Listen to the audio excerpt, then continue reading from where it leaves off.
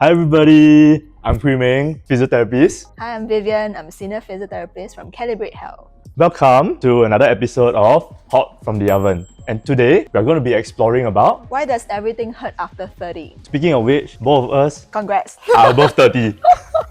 Hey, So- don't say that. We'll be giving you thoughts about why people naturally feel more discomfort after 30 years old. Well, I think after 30, there are a few different aspects. First, we can break down to biological, psychological, and lifestyle. I think biologically, after 30, we'll start to have more wear and tear. It's just a normal aging process. Our joints, our ligaments, our muscle would start to degrade. We'll feel more significantly when we age. Okay, so if you talk about just biological in nature, right? The most noticeable one would be this term called sarcopenia. I'm pretty sure a lot of you have actually heard about it before. Doctors always talk about it, especially towards patients who are older. So what sarcopenia means exactly is basically when your muscle starts to waste off a little bit, you get some muscle loss, correct? Studies have shown that with every decade that passes, your muscle loss increases by up to 8% per decade. So the only thing that we can do is try to, slow down its rate of loss. We always hear about this term in elderly because the muscle loss rate is more significant. Correct. And we also see the atrophy, which is the look of that muscle become shrunken. Shrunken. So we usually describe this in elderly, but actually that is a very relevant term when we start to age and when we hit 30, and that's when the muscle slowly loses its strength and tone. Correct. What about ligaments and tendon? What do you know about that? It's actually very closely related to also muscle loss itself. So let's say if the muscles, they don't do the job of supporting the joints, right? Yep. And we know that the joints itself contains all your ligaments and your tendons. Then the muscles, when they start to shrink, they don't have that strength. So then they can't actually support the joints. So then that's when more load goes into tendons, ligaments, even in the cartilage itself. Yeah. So then that's when, some things start to show wear and tear. I think I have to work harder on this. Because, for me, I have hypermobility. Show us. So you see, that one of the symptoms would be I'm able to actually straighten my elbow beyond 180 degrees. And then, I'm able to bend my fingers more than 90 degrees and stuff like that. Yeah, so for me, all the more I need to, incorporate strengthening into my routine to strengthen my muscle and prevent that drastic loss of muscle. After 30, we are in the working industry. We're no longer in college. We don't have to stress about finances.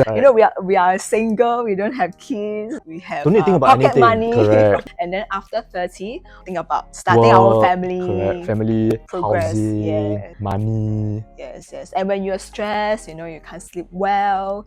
And then when you don't sleep well, your body recovers slower, and then it becomes a vicious cycle. The other thing on sleep, if you don't get sleep, what happens? Your body just becomes more sensitive to external stimulus. Yep. Let's say if you're stress-free, you perform a single task of doing a squat, you shouldn't feel any discomfort.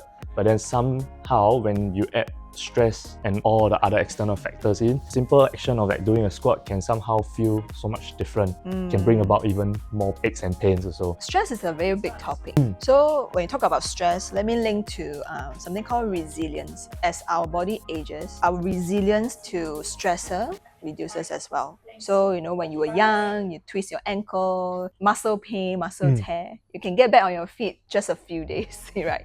But a lot of people come into me saying that after 30, when they have injury, it takes weeks to months to recover. So that's also telling us that the resilience of our body reduces over age. That's correct. Actually, even from my own personal experience, right? After playing a 90-minute game of football, right, I realized that when I was early 20s or even my teens, I could literally just go back to play another game in a couple of days, right?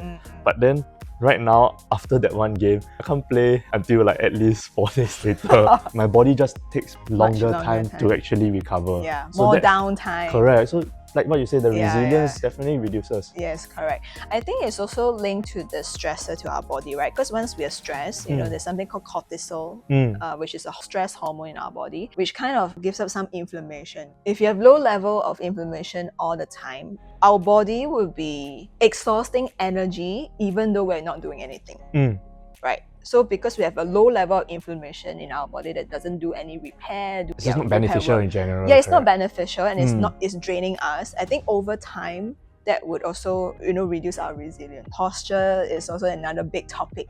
Most of the day, we are spent behind our desk, working for long hours. That's why we are physios. Yeah, so at least we can get some movement, right?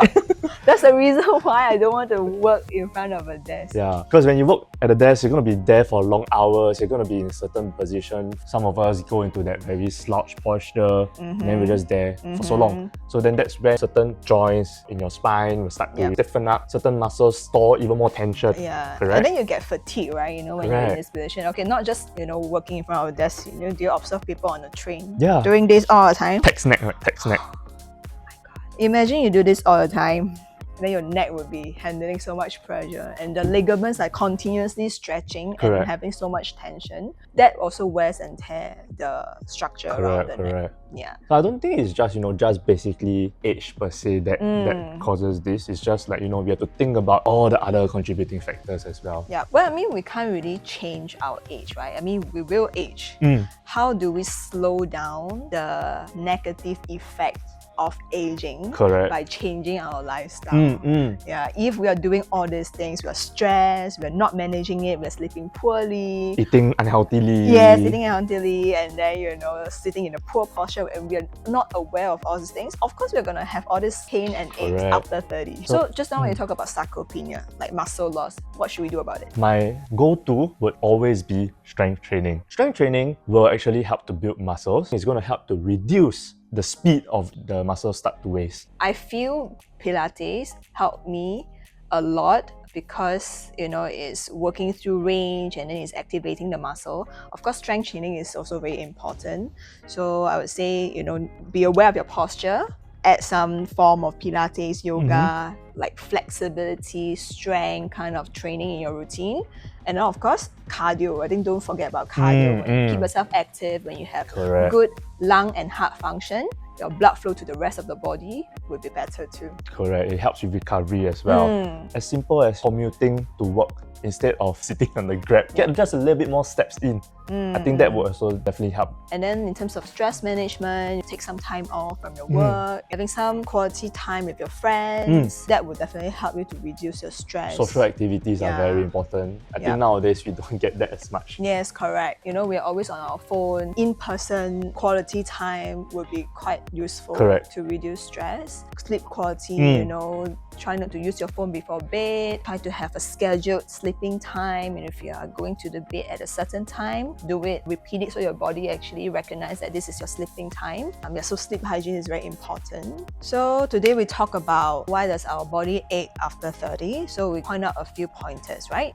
We can't really stop our aging process, but we can definitely do something to slow down that process, right? Yep. I think that concludes our episode of Hot from the Oven, and we'll see you again. Bye!